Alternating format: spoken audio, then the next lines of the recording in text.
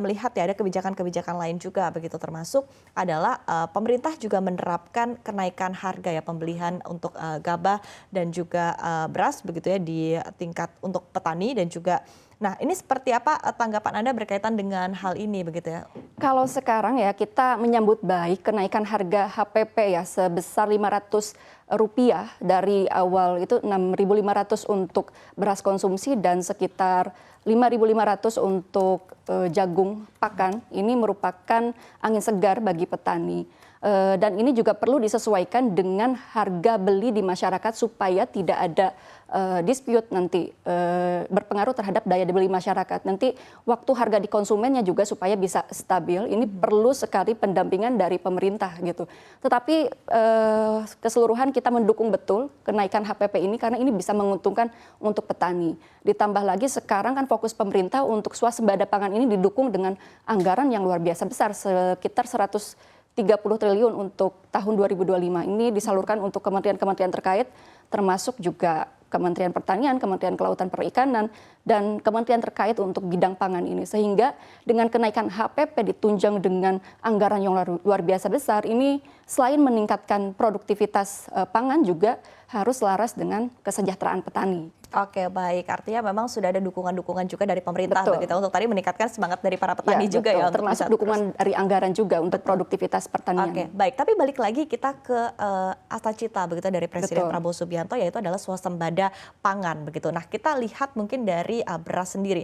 Sebetulnya menurut Anda dari DPR sendiri begitu dari kacamata DPR apa yang perlu diperbaiki ke depannya begitu? Mungkin secara produksi, kemudian juga dari secara logistik apa yang perlu diperbaiki oleh pemerintah ke depannya? Saya kira untuk mendukung swasembada pangan, pemerintah ya sudah melakukan beberapa terobosan, salah satunya dengan cetak sawah yang berjumlah 3 juta hektar, lalu optimalisasi lahan, transformasi teknologi pertanian.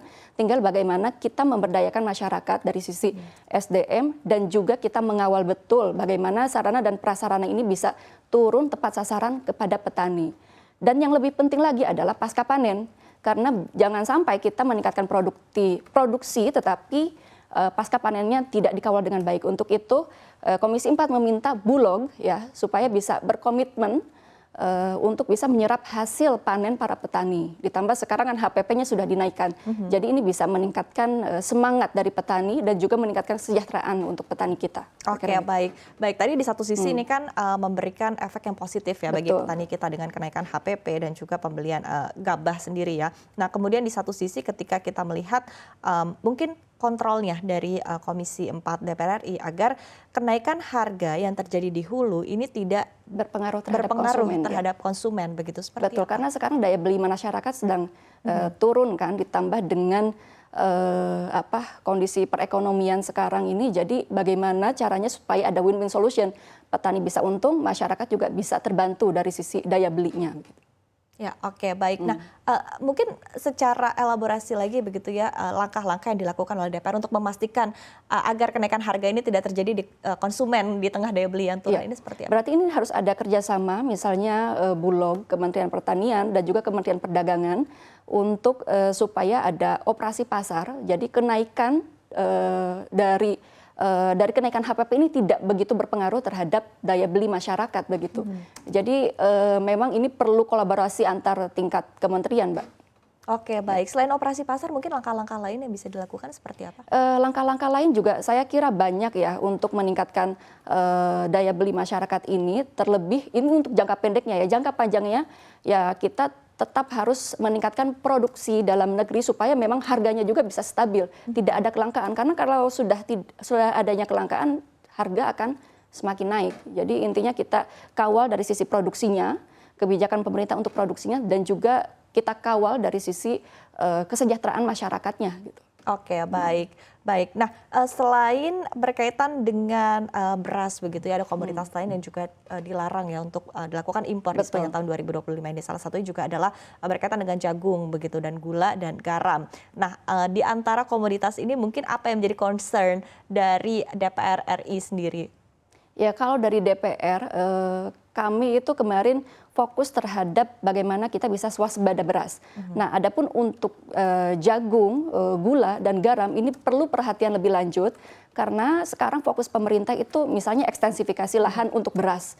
Nah, produksi jagung kita memang ya pada tahun 2025 ini sekitar 16 juta ya, 16 juta, dan kebutuhannya juga untuk jagung itu sekitar 15 juta ton ya. Dan kebutuhan itu sekitar 13 juta ton dan target sekarang itu produksi jagung 16,7 juta ton. Jadi memang kita ada surplus di jagung. Khusus untuk pakan, saya kira 2025 bisa dikatakan aman ya, sama dengan beras. Tinggal bagaimana fokus pemerintah mendukung supaya swasembada jagung ini juga bisa sustain di tahun-tahun selanjutnya. Karena ini kalau terkait pakan, ini pengaruhnya kepada peternak, Mbak. Jangan sampai peternak kita ini kesulitan, kelangkaan mencari pakan. Karena multiplier effect-nya kemana-mana nanti. Ya, betul. Ya kan, bisa harga ternaknya naik gitu kan, terus harga pakannya mahal. Ya mau tidak mau ya pasti pemerintah impor lagi gitu. Jadi bagaimana kita bisa juga memperlakukan komoditas yang lain-lainnya juga selain beras sama pendampingannya. Gitu. Oke, baik. Jadi fokusnya juga harus terbagi rata sama begitu untuk tiap-tiap komoditas ini sendiri begitu ya. Betul. Baik, karena balik lagi ketika ada permasalahan maka nanti yang akan dikenakan ujung-ujungnya adalah konsumen begitu ya, masyarakat. Betul. Apalagi begitu. untuk gula ya. Sekarang ini kan kita itu tingkat konsumsi gulanya juga nomor 6 di dunia loh. Konsumsi gula di Indonesia. Sedangkan kita masih belum bisa memproduksi atau menyuplai kebutuhan nasional kita masih tinggi. Makanya dari tahun ke tahun impor gula itu naik ya. Nah sekarang ini kan pemerintah sudah membuat keputusan untuk tidak mengimpor lagi, khususnya untuk gula konsumsi. Kalau gula rafinasi masih impor, hanya saja mungkin kuota impornya dibatasi. Tetapi untuk konsumsi itu kita tidak impor. Nah yang saya soroti ini di sini untuk gula ya. Sekarang ini kan banyak sekali pabrik gula yang di bawah BUMN usianya di atas 100 tahun.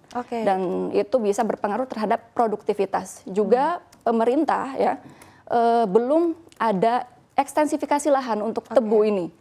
Jadi ya kalau untuk 2024 ya 2025 mungkin masih cukup, tetapi saya juga agak rawan ini untuk gula. Ya, untuk gula ini karena kita akan menghadapi Ramadan dan Lebaran, itu kebutuhan konsumsinya cenderung naik.